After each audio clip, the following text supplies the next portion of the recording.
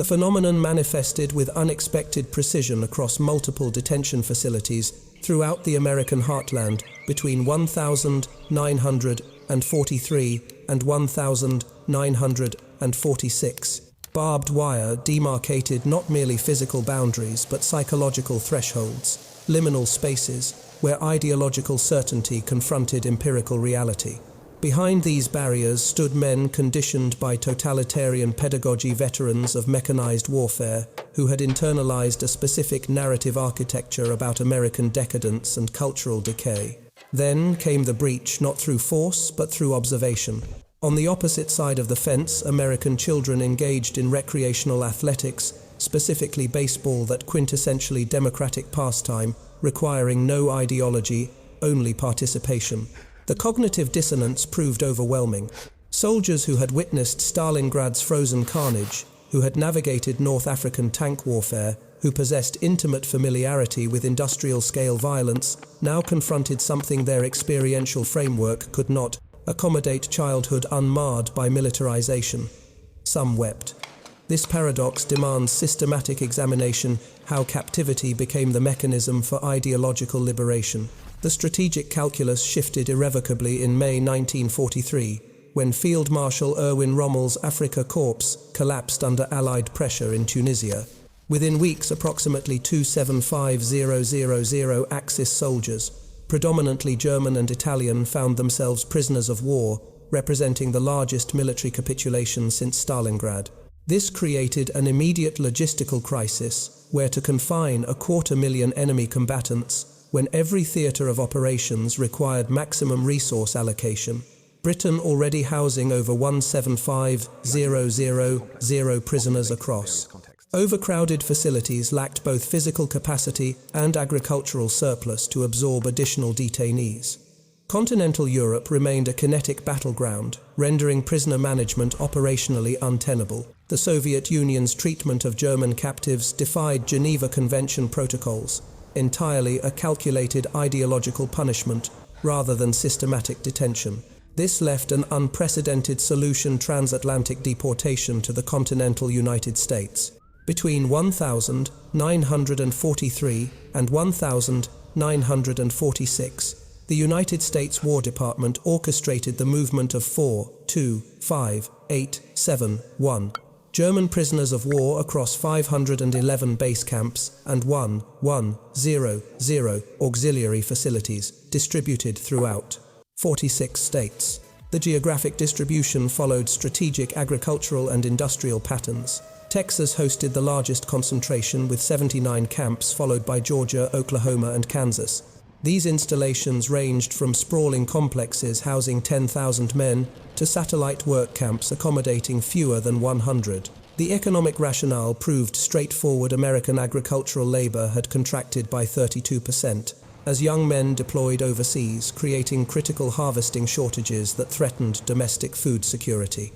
Simultaneously, the War Department calculated that confining prisoners domestically cost approximately one-third the expense of maintaining them in European theaters, while simultaneously providing productive labor output valued at approximately $22 million annually in agricultural and industrial contributions. Yet beneath these bureaucratic metrics operated a more subtle mechanism, one that would transform enemies into witnesses of American civilian prosperity.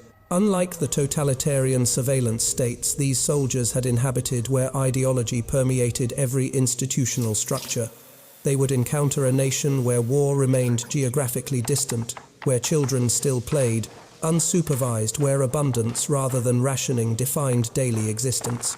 The camps would become laboratories of accidental diplomacy spaces, where the psychological architecture of National Socialism confronted empirical contradiction.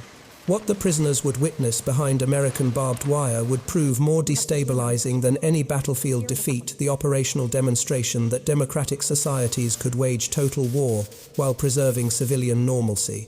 The convoy system, designated Operation Bolero Reverse, commenced in earnest during late spring 1943, repurposing Liberty ships and requisitioned passenger liners for westbound prisoner transport. These vessels, designed for cargo rather than human conveyance, underwent hasty modifications: temporary berths welded into holds, sanitation facilities, improvised ventilation shafts redirected. Each ship carried between 800 and 1,200 prisoners under armed guard, crossing the Atlantic in formations that zigzagged to evade U-boat wolf packs still prowling shipping lanes. Below deck, the German prisoners inhabited a psychological space more confined than their physical quarters. Rumors circulated with viral efficiency through the cramped holds that American forces routinely executed captives, that they would be deployed as forced labor in uranium mines, that starvation awaited them as retribution for Wehrmacht atrocities. Many had witnessed Soviet treatment of German prisoners, summary executions, forced marches, deliberate deprivation. Why would the Americans prove different? The crossing typically required 12 to 14 days, depending on weather patterns and convoy routing. Men who had commanded panzer divisions now occupied spaces measuring 6 feet by 2 feet, their worldview compressed to metal bulkheads and the constant anxiety of submarine attack. Some maintained rigid military discipline, conducting morning formations and saluting superior officers despite captivity. Others descended into fatalistic silence, staring at rust-stained walls while contemplating futures they could no longer envision. Then came landfall at Newport News, Virginia, the primary East Coast debarkation point that processed over 60,000 German POWs between May 1943 and October 1944. What transpired during initial processing contradicted every expectation their propaganda-saturated minds had constructed. American military police, rather than demonstrating hostility, exhibited procedural efficiency bordering on indifference. Prisoners received medical examinations that identified and treated conditions ranging from malnutrition to untreated combat wounds. Dental care, virtually non-existent in North African campaigns, became available. They were issued clean uniforms, provided toiletries, given access to hot showers that many hadn't experienced in 18 months of desert warfare. The mess facilities delivered the most profound cognitive disruption. Breakfast consisted of scrambled eggs, toast with butter, coffee with cream and sugar. Lunch brought beef stew, fresh vegetables, bread. Dinner replicated this abundance. The daily caloric intake, approximately 3,500 calories per prisoner, exceeded what German civilians received under rationing by nearly 40%. It surpassed what many of these soldiers had consumed while actively serving in the Afrika Korps. One Unteroffizier recorded in contraband diary entries later recovered by historians, "We are eating better as prisoners than we did as conquerors in France. This makes no strategic sense. Why fatten your enemies?"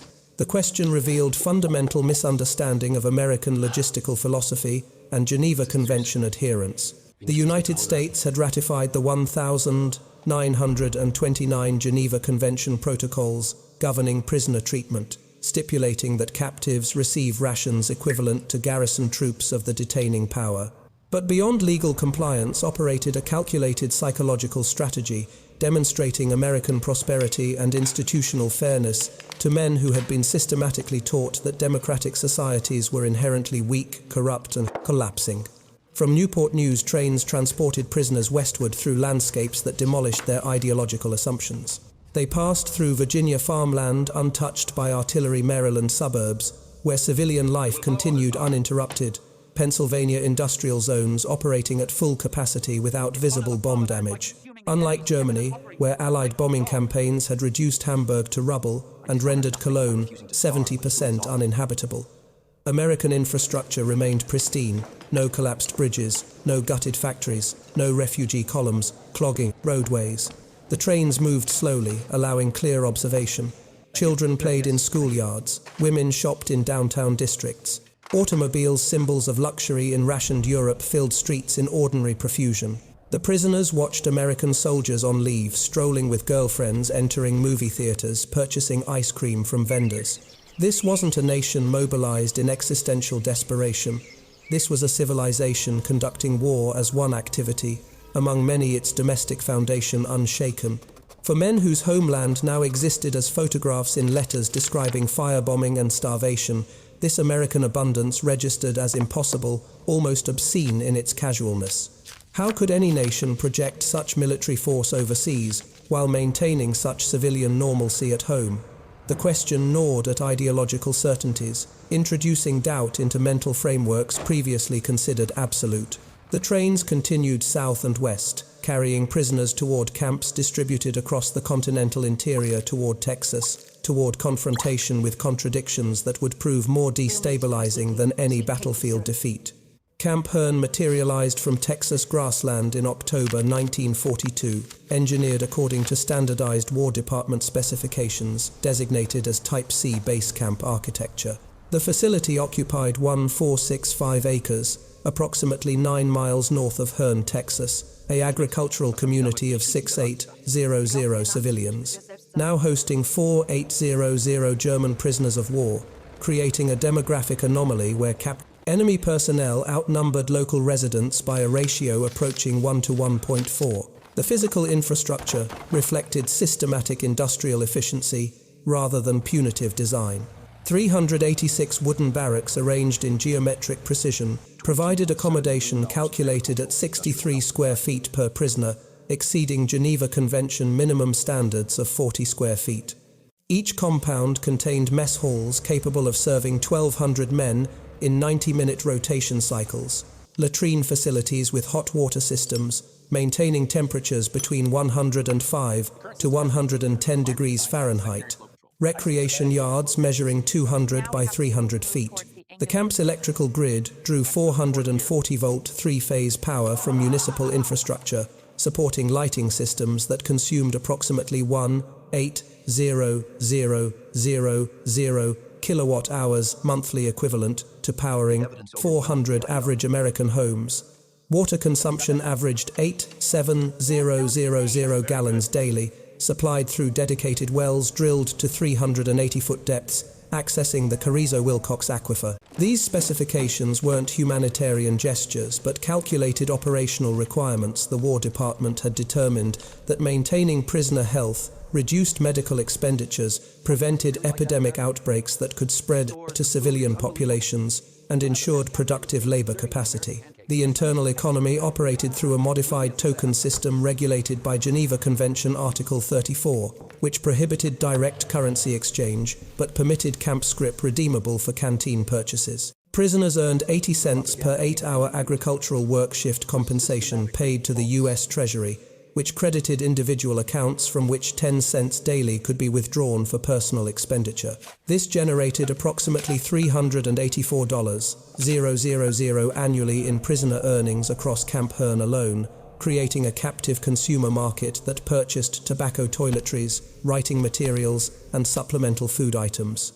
What emerged within these calculated boundaries transcended administrative intention. The prisoners, predominantly Afrika Korps veterans who had commanded mechanized divisions and coordinated combined arms operations, now channeled their organizational capabilities toward constructing parallel social infrastructure. They established a camp newspaper, Der Zaungast, the Fence Guest, printed bi-weekly on mimeograph equipment provided by camp administration. They formed a Lagerkapelle camp orchestra that rehearsed Beethoven, Wagner, and increasingly American swing compositions intercepted from guard tower radios. The camp workshops became sites of remarkable productive output. Using lumber supplied through quartermaster requisitions, prisoners manufactured furniture that equipped not only their own barracks, but fulfilled contracts for local schools and municipal buildings. Carpentry teams produced 340 desks, 180 chairs, and 67 filing cabinets during a 6-month period, in 1944 items that would have required civilian labor diverted from war production. Metalworking shops repaired agricultural equipment for local farmers, completing 1,240 individual repair jobs between January and August, 1,945. Yet the most significant production occurred in less quantifiable domains. Artists among the prisoners, former architecture students, commercial illustrators, theatrical designers, transformed barrack interiors with murals depicting Bavarian villages, Rhine River landscapes, and increasingly hybrid imagery, incorporating Texas Longhorns cotton fields and southwestern sunsets. These visual artifacts revealed psychological accommodation, the gradual infiltration of American landscape into German nostalgic imagination. The camp's agricultural work program deployed approximately 2,800 prisoners daily to surrounding cotton plantations, vegetable farms, and timber operations. They harvested 4.2 million pounds of cotton during the 1944 season production that would have remained in fields without their labour, given that 73% of local agricultural workers had either enlisted or relocated to urban defence industries. Farmers paid the War Department standard contract rates of 80 cents per prisoner per day, generating revenue that offset approximately 40% of camp operational costs. This economic integration created unexpected social proximities.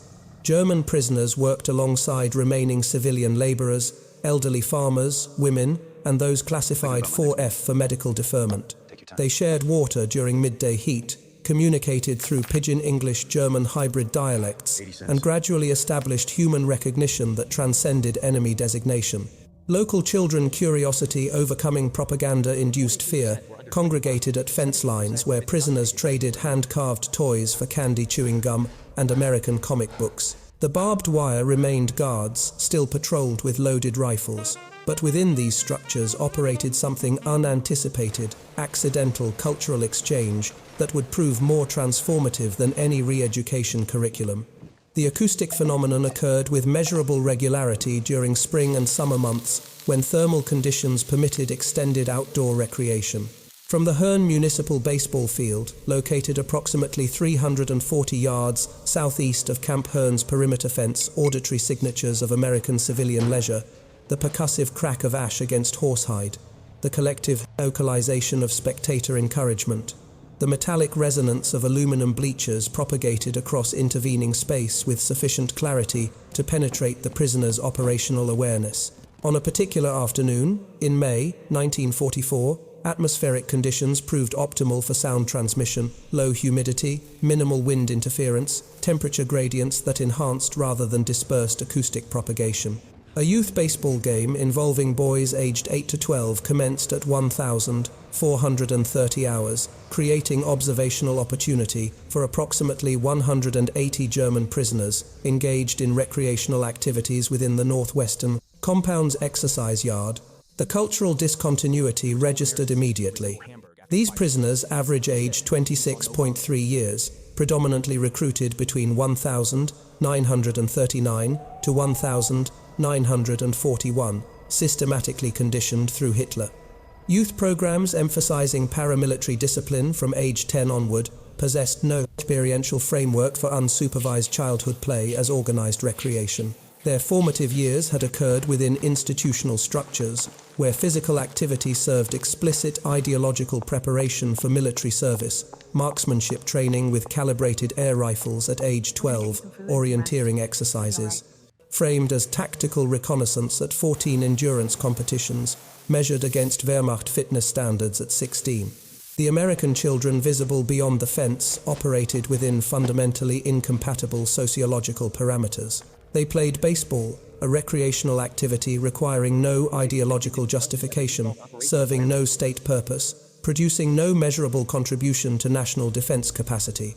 Parents occupied bleachers without supervising each interaction, permitting children to negotiate rules, resolve disputes, and organize teams through spontaneous democratic consensus rather than hierarchical command structure. One Obergefreiter, 24 years old, former member of the 21st Panzer Division's Reconnaissance Battalion, recorded observations in a journal later archived at the Library of Congress. The children argue about who plays which position, then they vote. They vote. On a baseball game, no adult tells them what to do. This would have been unthinkable in the Jungvolk. We were told where to stand, what to think, how to serve. These children serve nothing but their own enjoyment. The psychological impact manifested through physiological responses, observable even to American guards conducting routine perimeter surveillance.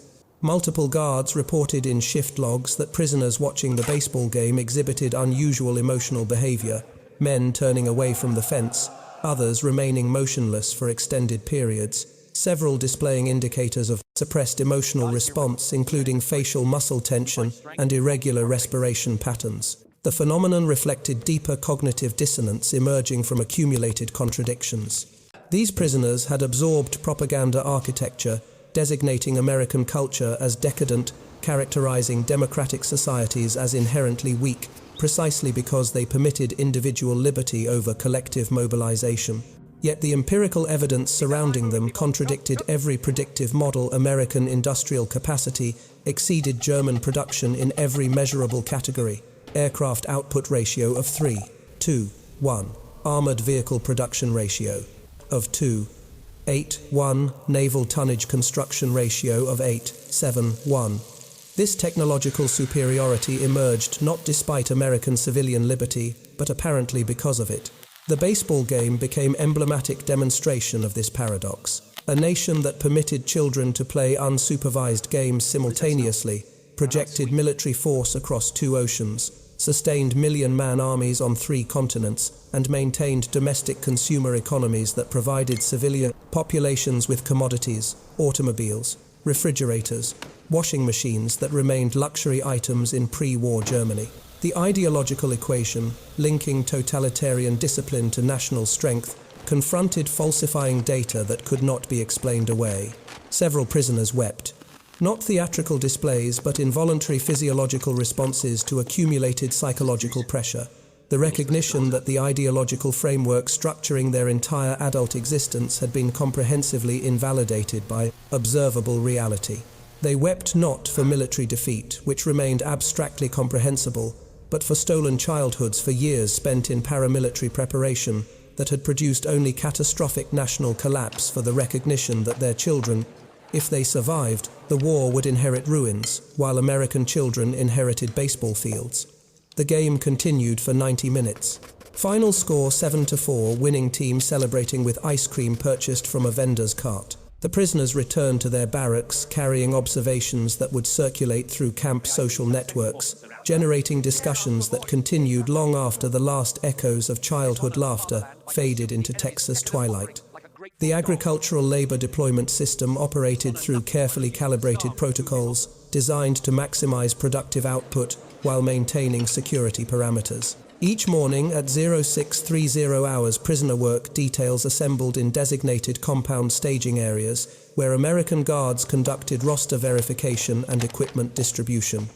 Transportation occurred via military trucks, primarily GMC CCKW 2.5-ton vehicles capable of transporting 36 prisoners per load across distances ranging from 4 to 17 miles to contracted agricultural sites. The economic mechanics functioned through tripartite contractual arrangements. Local farmers submitted labor requisition forms to the War Department's Prisoner of War Division, specifying task requirements, duration, and location coordinates. The government assessed appropriate prisoner allocation based on skill categorization. Agricultural laborers, mechanics, carpenters, derived from pre-capture vocational records maintained in individual personnel files. Farmers compensated the U.S. Treasury at rates established by War Manpower Commission guidelines: 80 cents per 8-hour shift for general agricultural labor, $1.20 for skilled trades, including machinery operation and carpentry. This labor output proved economically substantial. Across Texas alone, German prisoner labor contributed approximately 3.8 million man-hours to cotton harvesting during the 1944 season, equivalent to the work capacity of 1900 full-time civilian employees' labor that simply did not exist, given wartime demographics. Similar deployment patterns occurred in lumber operations where prisoners felled timber-operated sawmills and processed approximately 14.2 million board feet of lumber in 1944 across East Texas pine forests. The monetary value of this production, calculated at prevailing market rates, approximated $2.3 million annually, offsetting approximately 43% of operational costs for maintaining the Texas POW camp system. The cultural exchange mechanisms emerged organically within these work environments. During midday, rest periods mandated by Geneva Convention, Article 32, minimum 30-minute break, during 8-hour shifts in temperatures exceeding 85 degrees Fahrenheit, American supervisors and German prisoners occupied. Shared space under shade trees or equipment sheds. Language barriers dissolved through pragmatic necessity. Agricultural terminology transmitted through demonstration gesture and repeated exposure until functional pidgin vocabularies developed, enabling basic operational communication.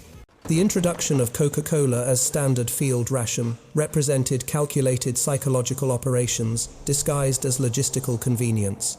The War Department, recognizing soft drink distribution as morale enhancement for American troops, extended this provision to prisoner work details based on medical rationale that sugar and caffeine improved sustained labor performance in high-temperature environments.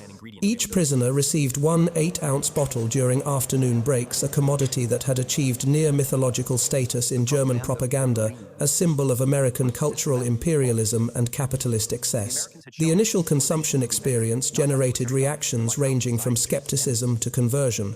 Prisoners accustomed to beer as standard beverage per capita German beer consumption in 1938 averaged 140 liters annually encountered carbonated sweetness as alien sensory experience. Yet repeated exposure created preference patterns. Within 6 weeks of initial distribution, camp canteen records indicated that prisoners expended approximately 37% of discretionary scrip purchasing additional Coca-Cola supplies, generating monthly sales volumes exceeding 4,800 bottles at Camp Herne alone. The musical transformation occurred through similarly organic processes. American guards operating 12-hour shifts in observation towers brought portable radios that received broadcasts from regional stations, including WOAI San Antonio and WFAA Dallas. Programming featured Glenn Miller's Army Air Force Band, Benny Goodman orchestrations, Bing Crosby vocals, and increasingly recordings by emerging artists, including Frank Sinatra. This sonic environment, broadcast at volumes audible within prisoner compounds, created involuntary exposure to American popular music traditions. The prisoners' response demonstrated remarkable adaptive capacity. Musicians, among them former conservatory students, military band members, amateur enthusiasts, began transcribing American compositions by ear, adapting swing rhythms to available instruments. The camp orchestra, initially restricted to Germanic classical repertoire, gradually incorporated hybrid programs, Beethoven's Sixth Symphony, followed by In the Mood Brahms, intermixed with Chattanooga Choo Choo. By summer 1944, the ensemble performed regular concerts attended by both prisoners and increasingly local civilians, granted supervised entry for cultural programming that served dual purposes as entertainment and soft power demonstration. The visual arts reflected parallel synthesis. Barrack murals evolved from nostalgic German pastoral scenes, Rhine castles, Bavarian Alps, Hamburg Harbor, toward composite imagery incorporating Texas landscape elements. Artists painted German villages but added windmills characteristic of Texas Plains architecture, depicted European streets populated with American automobiles, rendered sunset scenes where alpine peaks merged imperceptibly with Texas Hill. Country topography. These visual artifacts documented psychological transformation occurring at subconscious levels. The gradual infiltration of American environmental aesthetics into German nostalgic imagination, suggesting that captivity was reconstructing not merely present circumstances but memory itself. The international mail system connecting German prisoners of war with occupied Europe operated through Byzantine bureaucratic architecture involving multiple national postal authorities, military censorship apparatus, and international Red Cross coordination protocols. Outbound correspondence departed Camp Herne via U.S. Army Postal Service channels to New York processing centers transferred to neutral Swedish vessels for Atlantic crossing, routed through Lisbon or Geneva, depending on diplomatic accessibility, then distributed through whatever remained of German Reichspost infrastructure. Average transit time 47 to 63 days, assuming optimal conditions and no interception by naval blockade operations. Each prisoner received allocation of 2 letters and 4 postcards. Monthly limitations imposed not by American parsimony but by Geneva Convention. Article 36 stipulations designed to prevent intelligence transmission and maintain signal processing feasibility. Given volumes approaching 340,000 individual correspondence items monthly across the entire U.S. POW system. Camp Herne alone generated approximately 12800 outbound letters per month, each subjected to mandatory censorship review by German fluent personnel, examining content for prohibited information, including camp locations guard. numbers, security procedures, and troop movement observations. The inbound mail arriving from Germany carried information that systematically demolished any remaining illusions about Axis military prospects or homeland conditions. Letters described Hamburg's Operation Gomorrah firebombing, July, 24 August, 31943, which generated firestorm conditions reaching 1500 degrees Fahrenheit, created wind velocities exceeding 150 miles per hour, consumed approximately 16,000 apartment buildings, and killed between 37,000 to 43,000 civilians, according to post-war British bombing survey assessments. Correspondents reported Dresden's destruction during February 13 to 151945. Raids that reduced 1600 acres of city centre to rubble through combined RAF incendiary and USAAF high-explosive bombing. That generated casualties estimated between 22700 to 25000. The letters documented systemic civilizational collapse. Food rationing in German cities had contracted to approximately 1200 calories daily by late 1944 compared to the 3500 calories prisoners received at Camp Herne. Civilian populations survived on turnip-based ersatz products, acorn coffee substitutes, and protein sources, including rats and domestic pets when available. Coal allocations for residential heating had declined to £17 per household per week, insufficient to maintain habitable temperatures during winter months, when ambient conditions frequently reached -15 degrees Celsius. The correspondence revealed demographic catastrophe. Prisoners learned that brothers had been killed at Kursk, where German armor losses exceeded 760 tanks during single-week engagements in July 1943. Fathers had perished during Stalingrad's encirclement, where 91000 survivors of the 6th Army entered Soviet captivity, from which fewer than 6000 would return. Mothers had died in bombing raids or succumbed to diseases, typhus, tuberculosis, pneumonia that flourished in overcrowded basement shelters, lacking adequate sanitation or medical supplies. The psychological impact of this information disparity created profound moral dissonance. Prisoners found themselves inhabiting conditions superior to German civilian existence by virtually every measurable parameter. Superior nutrition intact, shelter available, medical care, freedom from aerial bombardment, access to recreational activities. The guilt manifested through observable behavioral modifications. Canteen purchase records indicated declining consumption of luxury items.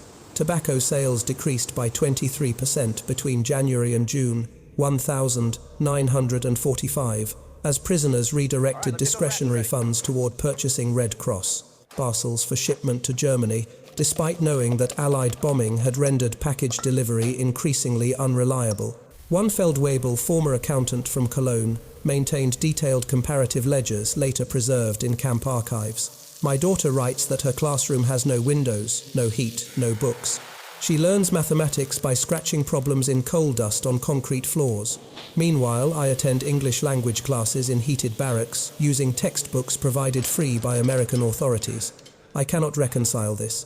I should not be the one receiving education while she freezes in ruins." The letters transformed the barbed wire fence from physical barrier into temporal threshold. One side inhabited the future where reconstruction remained possible. The other chronicled civilizational disintegration occurring in real time, across 6,000 miles of distance that might as well have been 6,000 years. The prisoners watched American children still playing baseball in fields unbombed, while their own children scavenged rubble for undetonated incendiary canisters to sell for scrap metal. The repatriation infrastructure confronted immediate logistical paradox following Germany's unconditional surrender on the 8th of May 1945. While military victory triggered expectations of immediate prisoner return, operational reality proved substantially more complex. The European transport network existed in catastrophic disrepair. Allied bombing campaigns had destroyed approximately 7,200 bridges across Germany, rendering 93% of rail infrastructure inoperable. Hamburg's port facility's primary repatriation processing center operated at 14% of pre-war capacity, due to systematic demolition and harbour blocking by retreating Wehrmacht forces who scuttled 156 vessels in navigable channels. Simultaneously, displaced persons presented unprecedented humanitarian crisis, requiring priority allocation of limited transportation resources. Approximately 11 million foreign labourers, concentration camp survivors and war refugees required processing through Allied occupation zones before POW repatriation could commence systematically. The sheer demographic scale overwhelmed available shipping the entire US. Merchant Marine possessed capacity to transport approximately 4,000 personnel monthly across Atlantic routes, yet faced competing demands, including troop demobilization of 8.3 million American servicemen and civilian supply chain restoration for occupied territories. This created strategic decision matrix, where German POWs in American captivity became temporary labor reserve, addressing critical domestic shortages. The agricultural sector confronted acute crisis as wartime labor mobilization ended, but military demobilization proceeded gradually, creating an 18-month gap where neither military personnel nor returned civilian workforce could address harvesting requirements. The War Food Administration calculated that without prisoner labor supplementation, approximately 23% of 1,945 harvest and 31% of 1,946 harvest would remain unharvested, representing potential losses exceeding $890 million in agricultural commodities at 1,945 valuations. Consequently, the War Department implemented phased repatriation protocols, prioritizing by age and family status, married prisoners over 35, with dependent children qualified for initial return, waves beginning September, 1,945, while younger single prisoners remained detained through 1,946, and in exceptional cases early 1,947. Camp Hearn maintained operational status until December 1945, then transitioned prisoners to consolidated facilities as camp populations contracted systematically. During this extended detention period, the integration between prisoner labor and civilian economy achieved unprecedented depth. German POWs participated in infrastructure reconstruction projects, including highway resurfacing. The Texas Highway Department employed prisoner labor crews that completed 178 miles of farm-to-market road improvements. Between June 1945 and August 1946, educational exchange programs emerged where prisoners with teaching credentials provided German language instruction in public schools across Robertson County, exposing American students to linguistic education that would have required hiring civilian instructors at significantly higher cost. The economic relationships generated unexpected social bonds that transcended enemy designation. Farmers who had contracted prisoner labor for 3 consecutive growing seasons developed personal familiarity with individual workers, recognizing competence, reliability, and work ethic that contradicted wartime propaganda. Characterizations.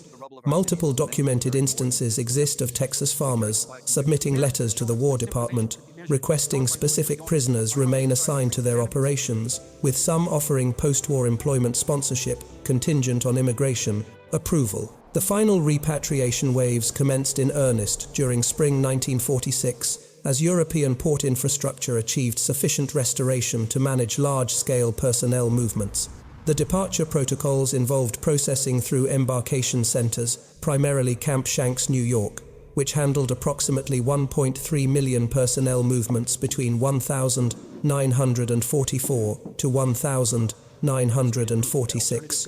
Prisoners received medical clearance examinations, documentation, verification, and transit clothing, appropriate for European climate conditions, significantly harsher than Texas environment they had inhabited. The emotional character of these departures defied simple categorization. American guards, who had supervised prisoners through multiple years of detention, participated in farewell ceremonies that included handshakes, exchanged addresses, and in documented instances, embraces that violated official protocols, prohibiting fraternization. Local civilians attended departure ceremonies, presenting departing prisoners with personal items ranging from family photographs to small monetary gifts intended to assist reintegration into devastated homeland. Some prisoners departed, carrying recommendation letters from American employers, formal documents on business letterhead, attesting to work quality, personal character, and employability. These artifacts served dual purposes, demonstrating to German authorities that bearers had maintained productivity during captivity and potentially facilitating future immigration applications should prisoners elect to return to United States through legal civilian channels. The convoys departed eastward, reversing the journey that had brought them westward 3 years prior. The trains passed the same landscapes, still intact, still prosperous, still fundamentally unchanged by war that had obliterated European civilization. The prisoners carried with them observations that would circulate through post-war Germany as testimonies contradicting Soviet propaganda about American capitalist collapse, providing experiential evidence that democracy could wage total war, while preserving civilian prosperity, a message that would prove strategically valuable during emergent Cold War ideological competition. The strategic calculus of prisoner of war management constituted what military theorists would later classify as soft power projection, the deployment of institutional values as psychological warfare instruments operating independent of kinetic military operations. The American POW system administered across 511 base camps and 1100 auxiliary facilities between 1943 to 1946, processed 4,2,5,8,7,1 German prisoners through a standardized protocol architecture that achieved objectives extending far beyond simple detention. The comparative metrics reveal systematic operational philosophy diverging fundamentally from Axis approaches. While German POW facilities allocated average 1800 calories daily to Soviet prisoners, contributing to mortality rates approaching 57.8%. Among 3.3 million captives, American camps provided 3,500 calories daily to German prisoners, maintaining mortality rates below 0.15% across the entire detention period. This disparity wasn't humanitarian sentiment but calculated strategic investment. Healthy prisoners generated productive labor output while simultaneously serving as witnesses to American institutional capacity. The economic returns justified this approach through quantifiable productivity metrics. German prisoner labor contributed approximately $230 million in agricultural and industrial output between 1943 to 1946, equivalent to $3.8 billion in 2025 dollars, offsetting approximately 44% of total POW system operational costs calculated at $523 million for the period. Beyond immediate fiscal returns, this labor supplementation prevented critical agricultural shortfalls that could have triggered domestic food price inflation during periods when civilian consumption already faced rationing constraints across multiple commodity categories. The psychological impact operated through more subtle mechanisms. An estimated 378,000 German POWs returned to occupied Germany between 1946 to 1948, carrying experiential evidence contradicting National Socialist ideological architecture. Their testimonies, documented through Allied intelligence debriefing protocols and post-war sociological surveys conducted by U.S. occupation authorities, revealed systematic pattern of ideological revision. Approximately 74% of surveyed returnees reported fundamentally altered perceptions of American society, with 68% acknowledging that direct observation contradicted propaganda narratives they had previously accepted as factual. This cognitive transformation proved strategically valuable during emergent Cold War competition for German allegiance. As Soviet occupation forces imposed totalitarian governance structures across eastern zones while systematically extracting industrial infrastructure as war reparations, the Western Allies benefited from comparative advantage generated by POW treatment precedents. Former prisoners became informal advocates for Western alignment, their testimonies circulating through social networks in ways that formal propaganda could never achieve. Personal narrative authenticated through lived experience rather than institutional messaging. The architectural legacy extended beyond immediate post-war period into frameworks governing international humanitarian law development. The American POW system's adherence to Geneva Convention protocols, despite absence of reciprocal compliance by Axis powers who systematically violated these agreements, established precedent that informed subsequent treaty revisions. The 1949 Geneva Convention updates, negotiated partially in response to World War II experiences, incorporated expanded protections and monitoring mechanisms derived from lessons extracted from comparative analysis of Allied versus Axis detention practices. Moreover, the POW experience generated unexpected demographic consequences through subsequent immigration patterns. Approximately 5,000 former German POWs returned to the United States as legal immigrants between 1,948 to 1,960 many, settling in communities where they had been detained, marrying into local populations and contributing specialized skills to post-war economic expansion. This reverse migration, enemies becoming citizens, represented perhaps the most profound validation of the soft power strategy, that institutional fairness could transform adversaries into advocates. The baseball games, the Coca-Cola distributions, the music exchanges, these weren't incidental details, but components of systematic demonstration that democratic societies could project military force while preserving civilian prosperity, could defeat enemies while maintaining ethical constraints, could win wars without abandoning values. In the calculus of global competition, this proof of concept would prove as decisive as any battlefield victory. The phenomenological transformation occurred not through systematic re-education protocols or formal ideological instruction, but through accumulated empirical observations that destabilized foundational assumptions about power, prosperity, and societal organization. The baseball game, that singular afternoon in May 1944, functioned as crystallizing event where abstract contradictions resolved into concrete recognition. The prisoners had entered American captivity carrying comprehensive ideological frameworks, asserting that totalitarian discipline generated national strength, that democratic societies inherently weakened through permitting individual liberty, that American prosperity represented temporary aberration destined for inevitable collapse. Yet every observable metric contradicted these predictions. The nation that permitted children unsupervised play simultaneously outproduced German industrial capacity by ratios exceeding 3-to-1 across virtually all military manufacturing categories. The society that maintained civilian abundance during total war mobilization demonstrated institutional resilience that totalitarian systems, despite their claims of superior organizational efficiency, fundamentally could not replicate. The tears shed behind barbed wire represented more than emotional response to nostalgic imagery. They constituted physiological manifestation of cognitive restructuring, the involuntary recognition that the ideological architecture structuring their entire adult existence had been comprehensively falsified by observable reality. These men had sacrificed their youths to militaristic preparation, had subordinated individual aspiration to collective mobilization, had been promised that such discipline would generate civilizational superiority. Instead, they confronted evidence that the inverse correlation operated, that preserving space for childhood play, for individual liberty, for civilian normalcy, even during wartime crisis, somehow generated greater aggregate national capacity than totalitarian regimentation could achieve. When they returned to devastated Germany carrying these observations, they became vectors for ideological transformation that formal occupation policies could never accomplish. Their testimonies, authenticated through personal experience rather than institutional propaganda, circulated through social networks, family structures, community organizations.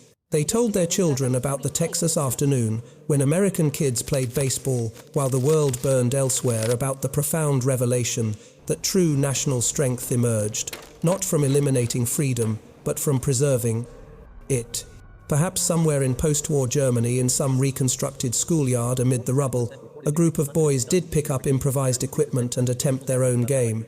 Not because they understood baseball's rules or appreciated its cultural significance, but because their fathers had described it as symbol of something their generation had lost, and the next generation might recover the simple recognition that childhood should involve play rather than preparation, that peace constitutes the natural state rather than interlude between conflicts, that societies measure their worth not by their capacity for domination, but by their ability to preserve innocence even when surrounded by war. The game continues.